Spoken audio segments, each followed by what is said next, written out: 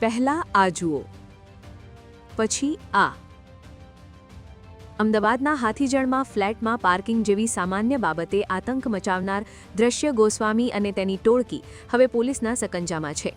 Number plate વગરની કાળા કલરની વરના ગાડીમાં આવીને રહીશો પર હુમલો કરનારા આ તત્વોને પોલીસે પાંજરે પૂર્યા છે.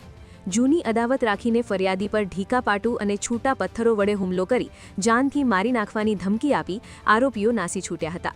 પરંતુ વિવેકાનંદ નગર પોલીસે સીસીટીવી ફૂટેજના આધારે અલગ અલગ ટીમો બનાવી તપાસનો ધમધમાટ તેજ કર્યો હતો. ગણતરીના કલાકોમાં જ મુખ્ય આરોપી દ્રશ્ય ગોસ્વામી સહિત પ્રથમકુમાર, કુંજ, આયુષ, પિયુષ અને દેવ ડાભીની ધરપકડ કરી લેવામાં આવી છે. કાયદો અને વ્યવસ્થાને પડકાર ફેંકનારા આ અસામાજિક તત્વો સામે પોલીસે લાલ આંખ કરી છે. રહીશોમાં ફફડાટ ફેલાવનાર આ ટોળકી હવે જેલના સળિયા ગણી રહી છે. હાથીજણના રહીશોની માગણી બાદ પોલીસે કરેલી આ ત્વરિત કાર્યવાહીથી લુખ્ખા તત્વોમાં ફફડાટ વ્યાપી ગયો છે.